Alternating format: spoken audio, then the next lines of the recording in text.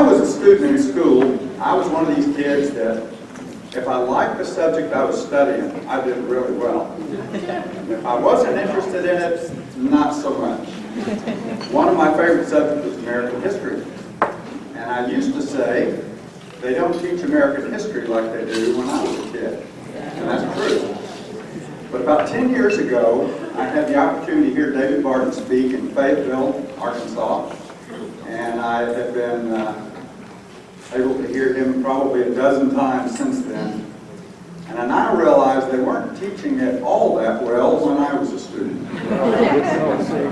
It is indeed an honor for me to introduce David to you this morning. I consider him one of the finest patriots in our country today. Amen.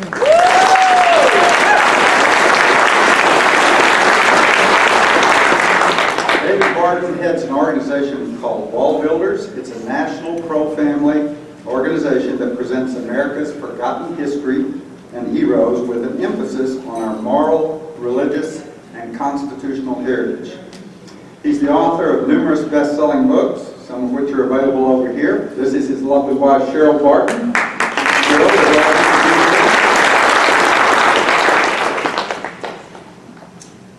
He has a massive library, which I've been privileged to visit a couple of times, with tens of thousands of original writings, documents, and artifacts from early America. He addresses well over 400 groups a year. Think about that. I don't know how that's possible. He's done exhaustive research and is an expert in the historical and constitutional issues. He serves as a consultant to state and federal legislators.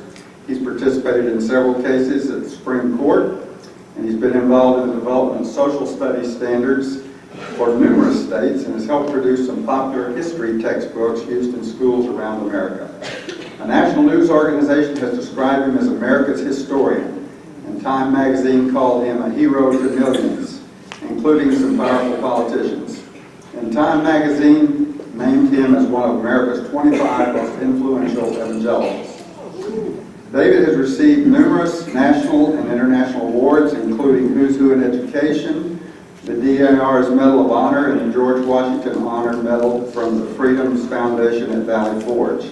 His work in media has merited several Angel Awards, Telly Awards, and the Dove Foundation Seal of Approval. David and his wife Cheryl live in Aledo, Texas, near my hometown, Fort Worth. They have 3 grown married children, Damaris, Timothy, and Stephen, and 3 grandchildren. How many of you have never heard David Barton speak? You are in for a treat, folks. It is my honor and privilege to introduce to you one of the greatest men in this country, Mr. David Barton.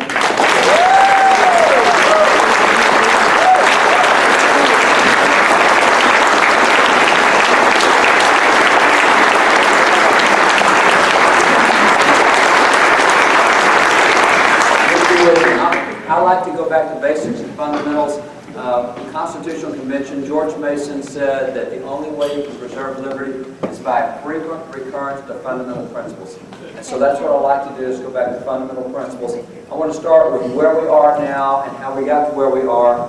And actually where we are is not appreciated by a lot of folks. But when you look at where we are in the country at this point, we have literally, if I can get it going here, it's not going to cooperate. Just a second. Looks like it's got an attitude problem. Just a minute. Yeah, it lost it all the way. Just a minute here. You're going to push the button. Got some pop-up commercials going. Now let's try that. How about that? Did the HDMI pop out of it? Now it's still in here.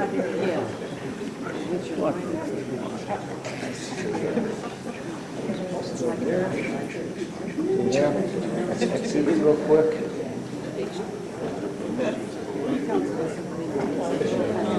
There we go. Good. Let's try it again. We have reawakened it, so let's see what we can do here. Can we make your mic a little louder? Yes. We'll try it again. All right. Is this loud enough? Can you guys hear okay? Okay. So, back where we were, with the only country, what we have with the documents we have at this point, we are very unique among the world. We no longer teach this to kids. As a matter of fact, I was in a debate, well, my son and I, we were dealing with a number of professors, and professors particularly don't like the concept that America is different from other nations. And on Facebook, having this debate, one of the professors said, there is nothing in the world that's evil but what has come out of America. So America is the source of all evils in the world. And so that there's that mentality. I find that to be the case when I speak in universities and elsewhere. But nonetheless, there's 195 nations in the world, United Nations. And if you look at what we have compared to anyone else, and this is the problem, Americans are so accustomed to what we have, we don't think about what others have. And you look at where we are with stability, for example. You take something like our Constitution. We've had one. Look at all the other nations, how often they have constitutions, revolutions. You say, imagine living in a nation with 20 constitutions since the time we've had one. I mean, just, if you're 95 years old today and you're alive in Poland, you have experienced 7 constitutions in your lifetime. If you're a baby boomer in South Korea, you have experienced 6 constitutions in your lifetime. I mean, we don't think in terms of having a revolution. We have one, that's it. We have stability. We're the only people that really have to think like that. We don't worry about a revolution. Everybody else seems to go through one every generation or so. Same with our creativity. You look at our creativity, we represent 4% of the world's population. And by the way, 4% of the world's population should produce 4% of the world's whatever. That's not the case with creativity. When you look at international copyrights, international patents, when you look at the ways we measure productivity, America every year produces more medical cures, more discoveries, more technology, more inventions, more symphonies, more literature, more novels than the other 96% of the world combined. Now, for 4% to produce more than 96%, that's pretty remarkable. And the same thing with our economics. Our 4% of the world's population produces 25% of the world's gross domestic product. And we don't produce more because we have more. There's a lot of continents that have greater natural resources than we do. It's just that we take what we have and make it go further than any other nation. We're so prosperous that now the Constitution requires that every 10 years there be an enumeration of the people. We call that a census. So every 10 years, now there we go again. It's popped up one more time, just a minute, guys. It is determined to have us connect to internet here. Let's try that again. So when you look at the numbers that come out every year in that every decade census, according to figures from the Census Bureau, if you live below the poverty level in America, and understand, we don't want anyone living below poverty level. Agreed? All right, nobody there. But if you do live below poverty level in America, you're more likely to own a telephone, television, an air conditioner, and automobile. You're more likely to eat more red meat and have more square footage of living space in your home than the average middle class in Europe. Now, Europe is the second wealthiest place on the face of the earth behind America. And if you live in poverty in America, your lifestyle is higher than Europe. Yeah. Really? Do you know the World Bank is the one who sets the international standard for poverty? They say that if you live on $1.25 a day, you live in poverty. That's the world standard for poverty. And they say that if you're in a developing nation, America, we're not a third world nation. So if you live in one of those developing nations, the standard is $2 a day for poverty, which means $730 a year is the world standard for poverty. You know what the standard for poverty in America is? Family of four, $44,000 a year is the standard for poverty. The rest of the world looks at $730 and says that's poverty. We're looking at $44,000. We say that's poverty. You know, what a blessing this is, even to be poor. That's why everybody in the world wants to come to America. If they could just live in poverty in America, they grade their lifestyle. They just come to America and be poor. And my gosh, we are so blessed in so many ways. And way back in 1831, Alexis de Tocqueville, who did democracy in America, came to America. He traveled the country. He looked at what was here, and this is what he said. He said, the position of the Americans is quite exceptional. And it made me believe that no democratic people will ever be placed in a similar one. Now, here we are 60 years after the revolution. He says, I can't believe what I'm seeing here. This is where we get the term American exceptionalism. It came from Alexis de Tocqueville 60 years after the revolution. When he came here and said, I've never seen anything like it. I live in Europe. I see all these nations. I've never seen what America has.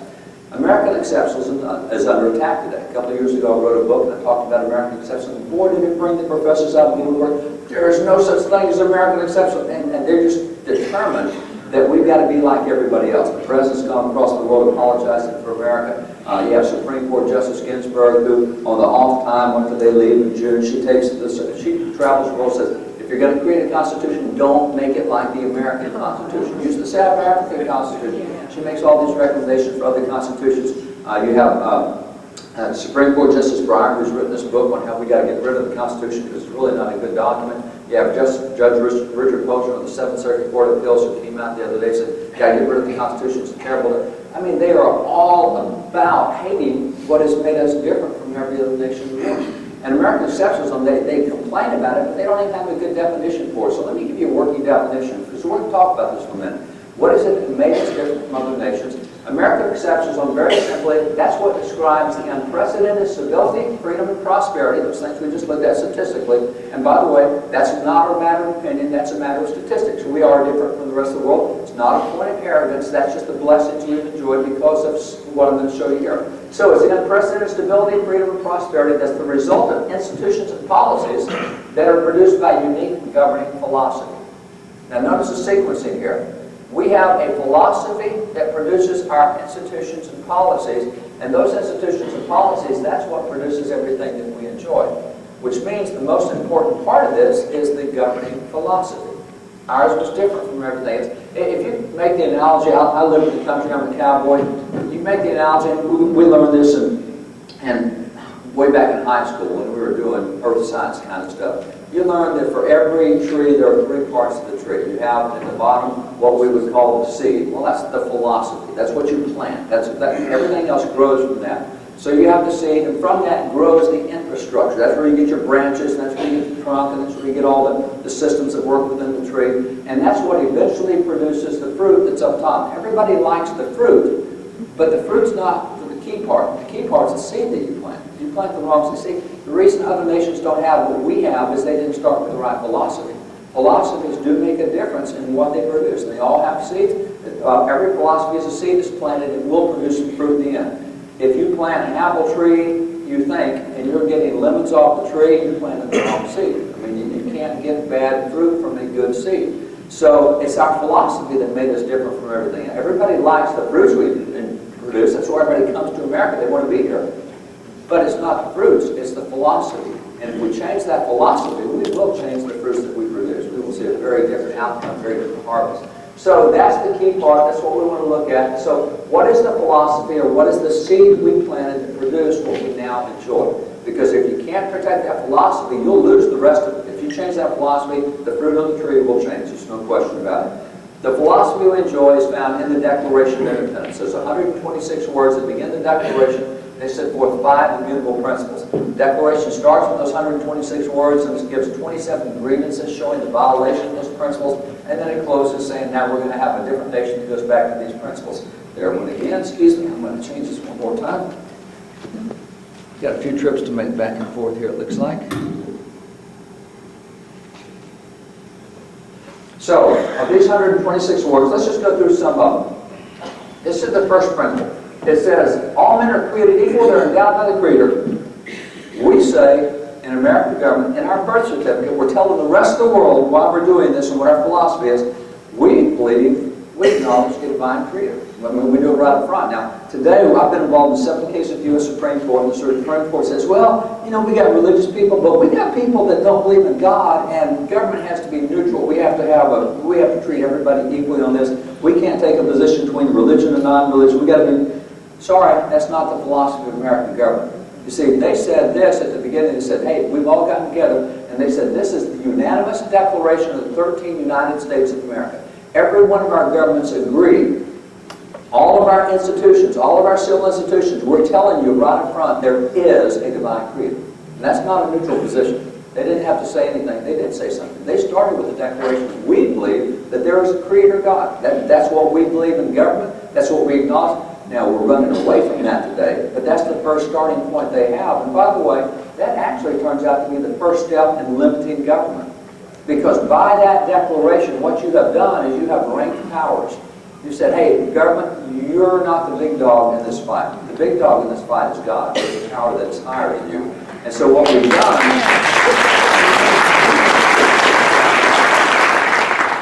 done is we've told government that you're not God. And you watch, every secular government thinks that it is God. It thinks that it has the right to tell you what your rights are, how you can practice those rights, and when and where. See, that's the problem. Anytime you get a secular government going, they will try to regulate every single aspect of your life. What we did is say, hey, you are not the one in control of everything. You have a subservient role to play. You're down here. You're the servant. You're not the master.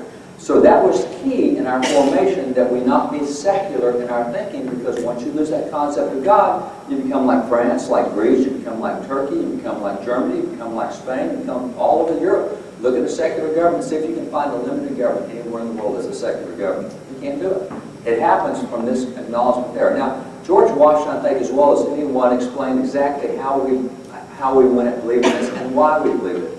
On the day that they finished the Bill of Rights, October of 1789, Congress said, hey, we've done the Bill of Rights, and by the way, on the floor of Congress and the records of Congress, they had a discussion on the floor and said, you know, in the Bible, when this happened, they quoted from 2 Chronicles chapters 5 through 7, in the Bible, when this happened, when something specific, big happened in the nation of Israel, they had a time of Thanksgiving. We just created the Bill of Rights, let's have a time of Thanksgiving. So they went to George Washington and said, let's declare a national day of thanking God for what we've got. Let's acknowledge God. And Washington did. This is the original document. This is the original Thanksgiving proclamation that George Washington has on that. And by the way, we own 100,000 documents from before 1812. So I own thousands of their handwritten documents and documents like this. This is the first time in America that the federal government called for an acknowledgement of God, recognizing the Creator. Why did George Washington do it? He tells us right there at the beginning. Why did he call the nation to remember God? He says, whereas it's the duty, notice the word duty, it's the duty of all nations. You need to define the word duty, because it doesn't mean today what it meant then. When they defined the word duty in their dictionaries back in their day, it means a legally binding contractual obligation. I have just signed a legal contract. 1913, the dictionaries changed the definition of the word duty to say it's that which one ought to do.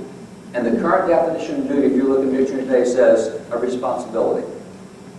It's a whole lot different from a legally binding contractual obligation. You know, that which one ought to do is not the same as having your name on a contract signed in blood that you will do. So he said it's a legally binding contractual obligation of nations. He didn't say an individual. Oh, if you believe in God, you can say that in the privacy of your home. He said, no, no, no. It's a legally binding contractual obligation of nations, of political entities, to do four things. Number one, to acknowledge the providence of Almighty God. Number two, to obey His will. Number three, to be grateful for His benefits. And number four, humbly to implore His protection and favor. He said that's the legally binding contractual obligation of nations. Compare that with where we are today. See if we have that legally binding. The Supreme Court's just the opposite. Whoa, Hobby Lobby, you don't think that you should use your... We can't let you use your faith to stop abortions. Wait a minute, I've got a legally binding contractual obligation here. Well, not anymore. So that's part of the drift. We've gotten away from that first principle, and it all starts with God. And so, as Washington said, that's the duty of nations. That's what our government's supposed to be doing. And it's supposed to be doing that from dog catcher to President of the United States. That's the legal obligation of political entities. So that's where we start. That's our first principle, is there is a divine creator. The second principle we have comes right behind it, and it says, and they're endowed by their creator with certain inalienable rights.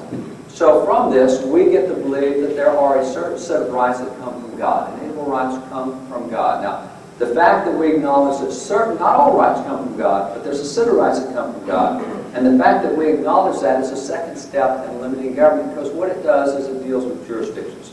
Let me see if I can explain it. Being in the country like I am on our ranch, I've got a nice Ford red pickup. I really like my red Ford pickup, but I noticed Randy's got a blue pickup, and everybody should have a red pickup, so I went over and spray painted this pickup red last night. Can't do that. I can spray paint anything I own red. I can spray paint my pastures red. I can spray paint my cows red. I can't go over and spray paint anything he owns red because it doesn't belong to me. That's what it says here. It says, hey, there's a certain set of rights, government, that didn't come from you. You can't spray paint them red. You can't even touch those rights because they don't belong to you. This is an issue of property recognition. That's not your property. You can't go over in that other guy's pasture and spray his cows red because you think everything should be red. And that's what government does today. It's always trying to get into other people's stuff and stuff that doesn't belong to it and mark it with its own markings. And when you look at the way the Founding Fathers talked about this, one of the things we have today that we found is people have a very difficult time understanding what an inalienable right is. So, here we go again. Excuse me. I'm going to correct this one more time. Randy, when you get your presentation, you may be running back and forth a few times. So what you have here is what's an inalienable right. The Founding Fathers very fortunately defined that for us. For example, if you go to someone like John Dickinson, who's signed with the Constitution, John Dickinson said an inalienable right is a right which God gave to you, which no inferior power has a right to take away. If you go to Alexander Hamilton, another signer of the Constitution, Alexander Hamilton said, inalienable rights are not to be rummaged for among old parchments or musty records. They're written, as with the sunbeam, and the whole volume of human nature by the aid of divinity itself and can never be erased or obscured by any mortal power. These are rights that came from God. You don't find these rights in government documents. You find these rights coming from God. And John Adams said it very clearly. I love the way John Adams said it. John Adams says, inalienable rights are antecedent to all earthly government. They're rights that cannot be repealed or restrained by human laws. They're rights derived from the great legislator of the universe. Now, the key word here is he says they're antecedent to all human rights. What does the word antecedent mean? What comes before? He says they're antecedent to all earthly governments. These are rights that came before human government ever existed. What's the first human government in the history of the world? First human government in the history of the world is the government established in Genesis 9 with Noah. When Noah got off the boat, God gave him what are called the Noahide laws. There are 7 laws. Here's what you do with murderers. Here's what you do with thieves. It went through 7 categories of civil laws. It's the first civil government in the history of the world is the one that Noah got. Founding Fathers said inalienable rights are antecedent to earthly governments, which means inalienable rights come before Genesis 9, which is Genesis 1 through 8. In Genesis 1 through 8, the Founding Fathers identified about 24 rights that appeared before government ever appeared. Therefore, those 24 rights are off limits for government to touch. They don't belong to government. Government didn't create them. God created them. Government can't touch them. So that was the concept of inalienable rights. Now, what are some of those 24 rights? Well, Founding Fathers told us that as well. For example, if you go to Sam Adams, who's called the father of the American Revolution, really kind of the guy who started this stuff all off, was the great leader in it. He says, well, we told you in the Declaration that among others there were at least 3 inalienable rights. And we told you in the Declaration the first was the right to life, second to liberty, thirdly to property. Well, that's what we say in the Declaration, but we did say among others are these 3. And so 11 years later, after the Revolution's over, and after we have finished now the Bill of Rights, the Bill of Rights said, hey, remember we told you 11 years ago that there were these 3? Here's some of the others we didn't tell you about that. You have the First Amendment right to worship God according to the dictates of conscience. You have the Second Amendment right to defend yourself. You have the Third Amendment right to the sanctity of the home. You have the Fourth Amendment right to civil justice and due process. You have the Fifth Amendment right to private property. The Bill of Rights goes through and lists things that government cannot touch because these are other inalienable rights that don't belong to government. They came in Genesis 1 through 8. So what we do is the second point in our philosophy is we say not only is there a Creator God, but the Creator God has given a certain set of about 24 rights to government that government can't, 24 rights that government can't touch. These are rights outside the purview. And if you get to where you recognize and understand those 24 biblical rights that God gave, man, it sure helps you with limited government because it's easy to tell what government's into that it shouldn't be into. Now, beyond that, the Constitution also helps us because the Constitution enumerates 17 things the federal government's allowed to do. That's all. 17 things in the Constitution. The second article of the Constitution is just as much fun. It specifically enumerates only 10 things that the President can do. Only 10. The problem is most folks don't know what the 17 are. They don't know what the 10 are. As a matter of fact, in the last election, 70% of those who voted in the last election did not know the Constitution was the supreme law of the land. So if you don't know the Constitution you document, you sure as heck don't know what's in it. And by the way, 62% of voters in the last election could not name the 3 branches of government. Now, if you can't name the 3 branches of government, you don't have any clue what separation of powers is, or what judicial activism is, or what a pen and a phone means, or anything else, because you don't have a clue what those branches are or what they're supposed to do. And let's just add on to that, 48% of elected officials cannot name the 3 branches of government. How do you enforce checks and balances if you don't even know what the 3 branches are? 48% of elected officials can't name those 3 branches of government. So we're talking about fundamental knowledge here that's gotten away from all of us, which is why we're drifting in the wrong direction. So that's the second belief that we have is inalienable rights of God. And the third thing the Declaration tells us is that to secure these rights, what rights? Inalienable rights. That to secure inalienable rights, government is instituted among men. Now we have the purpose of government. We understand the primary purpose of government is first and foremost to protect those 24 inalienable rights.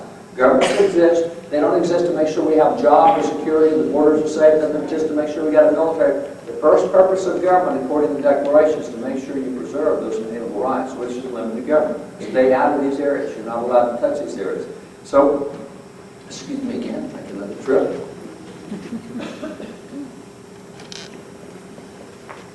So, what you have within this framework, James Wilson, one of only 6 founding fathers who signed the Declaration and the Constitution, second most active member of the Constitution we mentioned, George Washington put him on the U.S. Supreme Court as an original justice, and he created the first law school in America. I've got his original law books. He says, students, here's why we had the American Revolution. Here's what government's supposed to do. He says, the principal object of government is to acquire a new security for the enjoyment of rights which we were previously entitled by the immediate gift of our all-wise, all-beneficent Creator. We had a set of rights that we used to enjoy in Great Britain, but the King George III started violating all those rights, and he wouldn't let us practice those rights.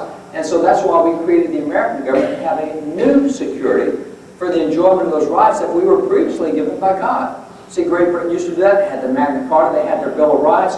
They started violating that. That's why we had to start a new government, so we could protect the rights that God's given. See, that was the purpose of the American Revolution, is to create a new security for the enjoyment of inalienable rights that God had granted. The government was infringing on.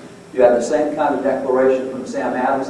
Sam Adams said, government was originally designed for the preservation of the inalienable rights. And by the way, originally designed takes us back to Noah in Genesis 9. What happened in Genesis 1-8? God had a certain set of inalienable rights, and they started being violated. An inalienable right to life. And Cain violated that with Abel. He killed his brother. You have an inalienable right to property. Now people are stealing from each other. And God looks at it, there's so much of this going on. He says, oh, let's just wipe it out and start again. So we have the flood. We come back with Noah and his sons. And that's where God comes in with those 7 Noahide laws. He says, look, you're supposed to have an inalienable right to life. First law, Genesis 9:6, he says, Noah, here's the deal. Whoever sheds man's blood, by him will man's blood be shed. In other words, whoever violates that inalienable right to life, you got to take them out, because that's government exists to protect that right to life, and it's not being done. And so that's the first law I'm giving you, is I want that right to life protected. Second law was property. You don't let people steal from one another. Here's what you do. So every law that God gave was to protect one of the inalienable rights that was being violated by mankind throughout those first 8 chapters after God gave those rights. So that was the purpose of government. That's why he said it was originally designed. The first government, even with Noah, was to protect inalienable rights. That's why God gave those 7 specific laws that he did. So that's the third thing we believe. Government exists to protect inalienable rights. The fourth thing the Declaration tells us is it says, and to assume among the powers of the earth a separate and equal station to which the laws of nature and nature's God entitles him. What you get here is you find out that there is a fixed moral code. Really? How did you get a fixed moral code out of that phrase? There is a particular 8 words in that phrase that was recognizable to every American in that day. Those 8 words were the laws of nature and nature's God. Now, that doesn't mean a whole lot to us today, but it meant a whole lot back then. That's a direct quote out of the most famous law book of that day, Blackstone's Commentaries on the Law, Judge William Blackstone. Blackstone's Commentaries on the Law was read by everybody. As a matter of fact, Thomas Jefferson said American attorneys studied Blackstone's Commentaries on the Law the same way Muslims studied the Quran. So everybody back then knew that phrase. The laws of nature, nature's God was also preached out of the pulpits. And it's based on Romans 1. Judge Blackstone explains it very well. He said, what you have with the laws of nature, nature's God, is that's the dual revelation of God. Now, Christians hear that, they say, whoa, there's not 2 revelations of God. Yeah, there is. There's 2 revelations of God. I don't know what kind of friends you run into, but I have critics that say, you know, you Christians, you say God's a loving God. How can you have a loving God who would throw people into hell who they've never heard the gospel? What do you do about all those people in South America and others? How can you have a loving God who would throw them in hell for that? What's your answer? The answer I have is what Paul used in Romans 1. In Romans 1, Paul says everything that can be known about God, including the intricacies of the Godhead. When you think about that, that's something that's been debated for 2,000 years. Everything that can be known about God, including the intricacies of Godhead, Paul continues, says, has been revealed through what God has created so that even the heathen are without excuse. Time out. You mean creation itself shows so much about God, including theology, that even the heathen don't need a missionary? That they, really? That's what the Bible says. But as Blackstone points out, he said, but when Adam sinned, darkness came into our minds, confused us, and as a result, we don't see things as clearly as we did before the fall. So God, in His love for us, said, let me just write it down for you. And that's the Scriptures. And so we have the Scriptures, which is the reinforcement of the revelation of God in nature. So what you find is the laws of God in nature don't violate the written laws of God. Those are the same thing. Now, the laws of nature are a lot of fun. We are in a busy situation in America now where we don't spend much time thinking about the laws of nature. In Psalm 46:10, the Bible says, be still, know that I'm God. Man, if you just sit down and think about nature, just look at what God's created, you find something. If you'll sit and look at an anthill, you'll find out you're supposed to have a savings account. How'd you get that? Well, it's over in Proverbs 6 that the anthill, they store up their provision. They understand there's a time coming when they're not going to have all the food they have, so they store it up, understanding that they're going to need it later. It's a savings account because things aren't always the way. And by the way, that also teaches you why the economy does what it does. And we're in the financial difficulties we are right now federally because we ignore that little thing. See, another thing about God, you have the law of seasons. There are times when everything grows, and there's times when everything appears to be dead and nothing's growing.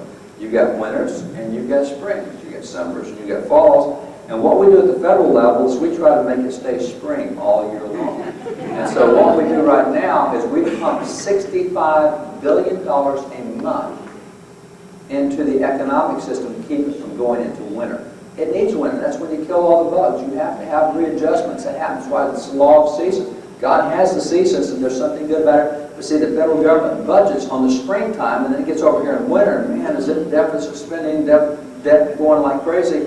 Well, you learn like the ant, you store up stuff over here because you're going to have a winter, so let's learn to live at this level right here, and then we can take the extra, and that's why in Texas we have, for example, rainy day savings account. That's the law of seasons. We know that it doesn't always grow. We know the economy goes bad. We know that oil is booming, and now oil is busted. You've got that all the time. That comes from the law of nature, which is why, if you're in the country, you know how hard it is to find an atheist in the country? You find atheists in the city. You find atheists in areas that don't get to see God. They don't express. If you spend time looking at creation, you just don't find atheists out there.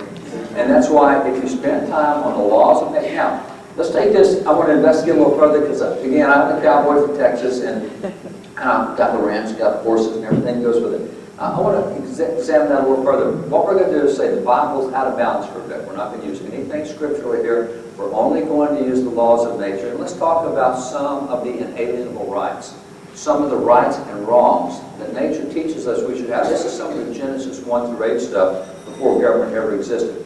For example, under the laws of nature, you have, let's see, did it again? Excuse me. Under the laws of nature, you have self-defense. Now, I can go to Exodus 22 and show you what the Bible says about self-defense, that you can defend yourself. I can go to Luke 19 or Luke 17. I can go to Jeremiah 7, Jeremiah 9. I can show you all the Bible says about the right of self-defense, but we're not doing it. We're using no Bible. So, what does nature teach us about self-defense? This is where, again, living in the country, this is an easy one. As I mentioned, I'm a cowboy. This is what I prefer doing. My cowboy buddy from over in Hot Springs, he and I are all the time, all over the country doing cowboy stuff. And so we enjoy trail riding. And we'll try 2 or 3 times a year to take a vacation when we load up the horses, we go to some wild part of the country, and we try to get back in. I mean, you go in the Rocky Mountains, try to get lost, try to find a new way out of the Rockies. You go over it, and you find the valley and find it. So we're all the time going in really wild areas. You have to have a really good horse to do that. And you have to have a great relationship with your horse. If that horse has got an attitude, you may get killed on that trail. If I stick the nose of that horse out over the edge of that cliff and say, go down that goat trail right there, the horse got to do it. When we were on that ride right there, we had a right-hand stirrup hanging 600 feet over space out there. We fall that way, that horse slips and falls, we got a 600-foot fall. So you've got to have a great relationship with your horse. And those horses, those trail horses, we take really good care of them. They get really good vet care. They get the best feed, the best care. We got a great barn for them to be safe and protected from weather in. Great relationship. And one trail horse, this is Mare, great mare. She had a foal. And when she had a foal, if you go into that barn, you would come out with a footprint in the middle of your forehead. Didn't matter how good your relationship was. When she had that little one, something kicked into her that says, I protect my family. Get the heck out of here. This is my family. And she's saying, this is my barn. It's not your barn. I built the barn for you. It's not your barn. But there's something in nature that they will protect their home, they will protect themselves, and they will protect their family. And it's not just horses. You find it with dogs and with cats, and you find it throughout nature. There is a right of self-defense that God has implanted in nature. Even mice have that protection that they will exercise. So the laws of nature say you have a right to self-defense. That's a right that comes from God. The government cannot regulate that. That's what the Second Amendment is supposed to do. But now you have people say, well, you can twist it this way, and in Washington, D.C., we can require licensing. No. This is a government don't touch. You can't spray paint this red because this doesn't belong to you. Same thing when you go to liberty. You look at liberty, there are 10 million identified species in nature. 10 million. Of those 10 million species, there is not a single identified species that enslaves any other. Out of 10 million, nothing enslaves another species. Well, why didn't the Founding Fathers get that? They had slavery. Well, that's the way you get taught in school today. Only about 30% of the Founding Fathers were pro-slavery. About 70% were anti-slavery. Like James Wilson in those law books, he says slavery violates the laws of nature. There's nothing in nature that enslaves, and the laws of nature's God. The Bible is really clear, Luke 4 and other passages. So liberty is a right that comes from God, and that's why we put it in the Declaration of Independence. Granted, not, and see, the way we teach American history, we used to teach American history by teaching what we call the good, the bad, and the ugly. Today, we only teach the bad and the ugly. So we will teach you about the Founding Fathers that were pro-slavery, but we won't teach you about the 70% that were anti-slavery, that led abolition movements, that brought civil rights in a way that was very significant. So that thing on liberty, it's an inalienable right that comes from God. Keep moving. Abortion. 10 million species in nature. There is not a single species in nature that kills a jump while still in womb. That violates the laws of nature. Randy is set up where if you just hit that left-hand click, it will close that pop-up on it. So it pops up. I'll just let you know when it pops up. It's the hotel internet trying to click up on the wireless. So abortion, 10 million species in nature. There's 10 million species in nature. Nothing kills a young soul. I don't care whether you believe in evolution or creation. I'm a creation guy. You're an evolution guy. Great. Show me anything in your whole existence of what you believe in evolution that's ever killed a young still in the womb. It doesn't happen. That's a violation of the laws of nature. Which, by the way, the Founding Fathers had very clear anti-abortion laws in their day. We think abortion is a Roe v. Wade issue. No. Roe v. Wade is when it made abortion legal. Abortion's dealt with back in the Old Testament in Leviticus and Deuteronomy and elsewhere, because as long as there were people who were pregnant, there were people who didn't want to be pregnant. God dealt with it back with Israel. So he set up their laws, gave them 613 laws, and said, here's what you do with protecting the unborn. So it's been there all the way through. In America, it was very clear. The laws in the 13 colonies forbid abortion. Now, the technology is different. We do abortions different today than back then. They gave chemicals and they took poisons and they did other things to create abortions. But we've always said, no, there's a right to life. You don't take that. Abortion is wrong. It changed in 73 with Roe v. Roe v. Wade didn't create abortion, just made it legal for the first time. So let's go to another one. Homosexuality. Again, 10 million species in nature. There's only half a dozen that have instances of homosexuality, and in no species is it a lifestyle. It doesn't exist in nature as a lifestyle. Occasionally, you'll have species that engages in it, but it's always an aberration, even in that species. This is why, up until 15 years ago, the U.S. Supreme Court said that homosexuality was a violation. They called it a crime against nature. They weren't religious. That wasn't Bible language.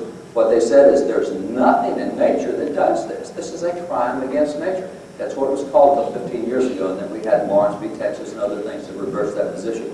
So, homosexuality, transgender. What is nature? Let me back up. Tim Brooks, the guy from Hot Springs, he and I, just a few weeks ago, we were in the Badlands in North Dakota. Oh, wow, that's not where that's supposed to be. Excuse me, Randy, this thing popped up. It moved it around just a minute. Excuse me, guys. I'm going to slip that. Let's see if I can get this slide arranged here real quick. Let me go down to this one here. If I can get that in just a minute, guys. It's thinking for itself. Well, we're right there. All right, I'm going to try to do it anyway. I'll just have to explain it to you as I go through. What do I push if it locks up? If it locks up, you get right on top, that red dot that comes up with a pop-up somewhere over here. You'll have to get on top of it again now because I moved it. So it'll be there. Let's see if I can go through this real quick. Get this slide back up. That's it. That's the Badlands of North Dakota. That's where we're riding. You have to go through those bottoms and chase the cattle out of all those crevices and crooks and all the places they are. And then you have a cattle drive. You get them up on top of the mesa. So we have about 1,600 cattle we drive across top of the mesa because you got to you take all the brand new calves that have been born in the last several months and you treat them. And that's what that picture was. This picture back here, we get them up on top of the mesa. We put them in pens. And then after we get them in pens, what we do is we start taking the calves out. My buddy from Hot Springs there, so we grab the calf, take it out, and then we'll stand outside, and there's people that are waiting there, and what we'll do, the guy on the right is putting an ear tag in. I'm the guy in the center there in the plaid shirt. They've got the calf on the ground. We did 580 calves. And so what we do is there's 7 different diseases that we look for, and then we check for, and so we'll earmark them, we'll brand them, etc. And so I'm giving vaccination to one calf. And you know, it's an interesting thing. That's a cowgirl on the left, a cowboy on the right. These folks out of North Dakota. 580 calves that we dealt with. None of us had any trouble telling which was male and which was female. There was no difficulty. The laws of nature are really, really, really, really self-evident. In the history of humankind, no matter what human you were, you always looked between your legs to find your gender. Today you look between your ears to find it. You know how crazy? There's now over 80 different sexual identities identified today. Really? I thought there were 2. No, there's over 80. Matter of fact, there is a Christian college up in the northeast area that offers a Christian college offers housing to 15 different sexual identities. They don't offer male and female, but they have 15 others that you can choose from. There's over 80 different sexual identities today. Laws of nature, there's only 2. There's only 2 sexual identities that exist. That's why the Bible 4 times says, and God made them male and female. Really easy stuff. It's not a complicated situation until we get to where we are today, and then we think there's over 80 at this point. So the laws of nature are very clear on transgender. Laws of nature are clear on property. From the time something is born and it comes into the world, it will stake out what it considers to be its own turf, and it will defend that turf. Now, when it dies, somebody else will get that turf. It doesn't matter whether it's a raccoon. It doesn't matter whether it's an elk. It doesn't matter. They will have territory they consider to be their home, and they will defend their home. So the right to property is a law of nature. The right to make a living, always in nature you have the right to try. Now, you don't always get to do it. Not everybody's successful. Some things die because of drought or something else. But there is nothing that impedes your right to try to make a living. And every species pursues the right to try. Now government gets in the way of, these lemonade stands. Kids want to do lemonade stands, and they're selling lemonade at a nickel a cup, trying to raise it for fundraising. Find out they have a $250 licensing fee to have a lemonade stand in their front yard. That impedes you making a living. That's the kind of stuff that's not supposed to happen, is you don't impede someone from making a living. You also have with that the right of expatriation, top right. The right of expatriation is a right we don't understand today. The Founding Fathers talked about that very openly. We've seen it violated in recent months by the Governor of New York. The right of expatriation is the right to move freely between locations. I'm in this L curve, I'm tired of grazing over here, I'm going to go graze over there. No, I'm going to graze over here. I have the right to move freely between places. And expatriation, the Founding Fathers said that's the right to move freely between states. We've got 13 different nations here, but God says you can move freely between those states because we're all part of the same nation. We acted like 13 nations, we're one nation. And so what's happened recently is the governor of New York, Governor Cuomo, after you had Governor McCrory in North Carolina say, hey, North Carolina, we only think there's 2 genders, so we're doing 2 bathrooms, not just 1. We'll get 2 bathrooms. And then Governor Phil Bryant in Mississippi passed a law that said, hey, we're going to protect pastors who don't want to have to marry homosexual wedding. We're going to protect the rights of conscience. At that point in time, Governor Cuomo said, here's the order for the state of New York. Anyone in government in New York is not allowed to travel to either Mississippi or North Carolina. That violates the right of expatriation, the right to move freely among all 50 states. And the Constitution is called the Privileges and Immunities Clause. You can move freely between all the states. That's a law of nature. Now, government's regulated who and where we can and what we can do, what we can't, where we can travel, etc. That's a law of nature. Also, with the law of nature, you have the right of association. You know, I'm a Holstein, but I want to hang with the Guernseys. No, I want to hang with the Hanks. No, I want to hang with the Brink. No, I want to hang. See, in nature, you can choose your herds, and you can associate yourself with whatever herd you want to. That's the right of association. That's a First Amendment right. People have the right to assemble themselves together. That's association. You can hang with whatever herd you want to hang with. That's a law of nature. You also have the right of accumulation and profit. Nothing in nature says, Mr. Squirrel, you accumulated too many acorns. Go share those acorns with somebody else. It doesn't happen that way. You can accumulate just as much as you want to, whether you're a pack rat, whether you're a beaver, whether you're a squirrel, anything else. They accumulate and they keep, and nothing regulates that you have too much. You have to share it with others. That's a law of nature. By the way, that's also a law of nature's God. If you remember in Luke 19, Jesus tells the parable, called everybody to him and said, okay guys, I'm going to be gone for a while, I'm going to leave you with an investment here. And he gave each what in Greek was called a mina, and that's defined as a specific amount of money. You take the amount of that day, translate the day. In other words, Jesus gave them the equivalent of what we'd say is about $10,000. Gave them about $10,000 each, and he said, I'll be back later, I'll check with you. Later he comes back, a few verses later, he gathers them together and says, I left you that mina, that $10,000, what'd you do with it? This guy says, you know, I never liked you. I never thought you were fair. I didn't like what you did. I didn't do anything with it. He said, you didn't even put it in the savings account to make interest. I did nothing with it. All right? What'd you do? I made 5 fold off. Well, sir, what'd you do? I made 10 fold off. Well done. He says, take the one from that guy who did nothing with it. Give it to the guy who had 10 over here.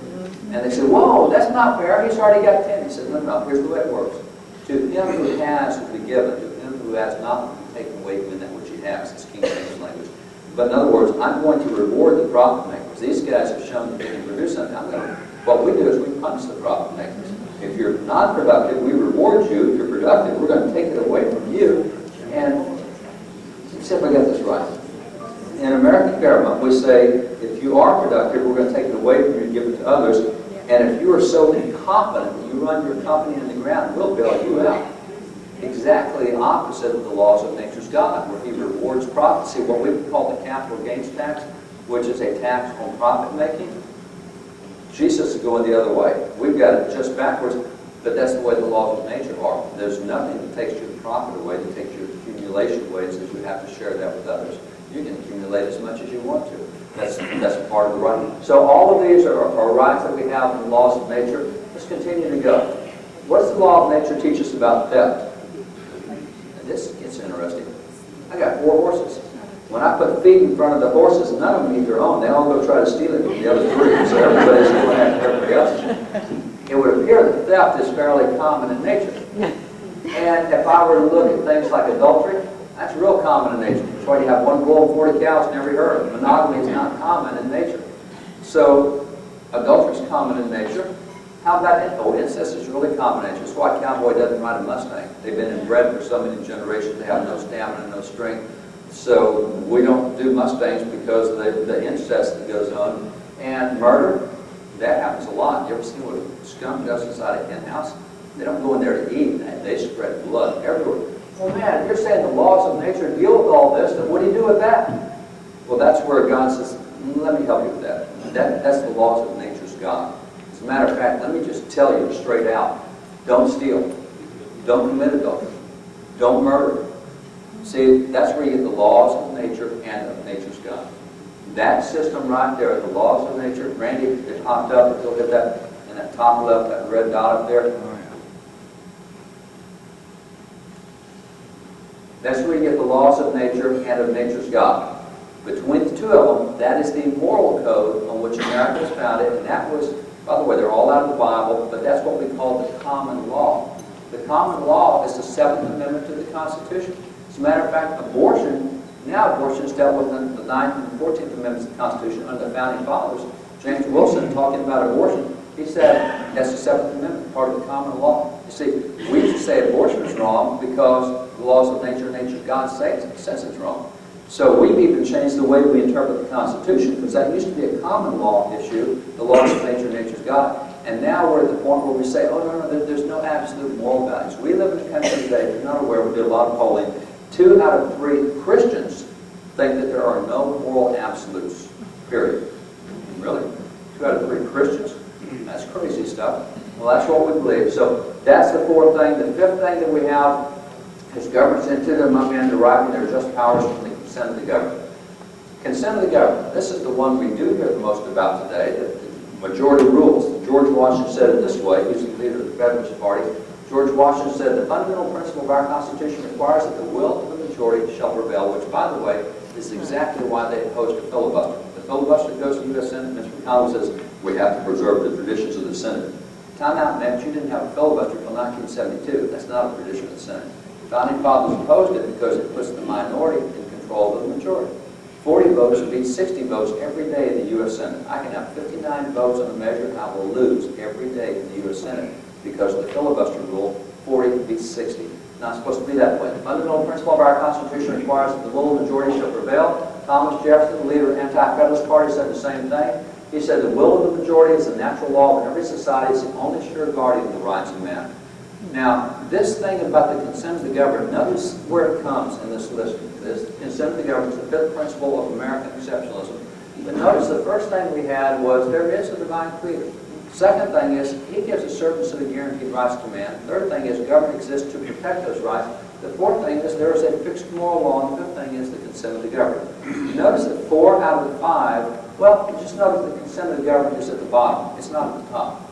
You see, the consent of the government does not apply to inalienable rights.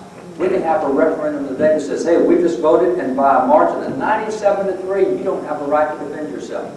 It doesn't matter what that vote is. I have an inalienable right to defend myself. It came from God, the laws of nature's God. I can defend myself. So we don't vote on inalienable rights. We can have, and we don't vote on morals. We can fix moral law. We can have a vote that says, you know, we decided by a referendum 78-22 that rape is no longer a crime. Sorry, rape is going to stay a crime because it violates the laws of nature's God. Well, then what can you vote on the consent of the government? Well, you can vote on how wide the sidewalks are. Should they be 6 feet or 7 feet or 7? You can vote on whether the speed limit should be 45, 55, 65. For Texas is now 85 is our speed limit in Texas. You can vote on all sorts of things. You can't vote on inalienable rights, and you can't vote on moral rights and wrongs. That's why the consent of the government goes with everything else, and that's why it's in that order. So if you look at those 5 things, that are 4 of them are God-centered. That's why a secular government will never be a limited government. I mentioned that at the beginning. You name any secular government in the world and tell me if it's a limited government. No. Only way you get a limited government is to understand that God's got to be involved, which is the problem is we become more secular in America. Our government's become bigger and bigger and more true. The government thinks it is God. It keeps getting in areas it's not supposed to get into. That comes from the conviction. So I'll close with this statement from Thomas Jefferson. Came out of the first book he ever wrote, 1781, notes from the state of Virginia. It's a quote engraved in stone in the Jefferson Monument. And this is what he said. He said, can the liberties of the nation be thought secure when we remove their only firm basis? According to Thomas Jefferson, he's supposed to be one of our least religious founding fathers. According to Jefferson, what's the only firm basis of national liberties? He said, it's a conviction. Notice the word conviction. It's a conviction in the minds of the people that these liberties are of the gift of God, that they are not to be violated, but with his wrath. He said, indeed, I tremble for my country when I reflect that God is just, and his justice won't sleep forever. Jefferson says, guys, the only way we preserve our national liberties is we have to have a conviction in our minds that these liberties come from God, and if we start messing with them, we're going to tick him off, and we're all going to be in trouble. That's the only way.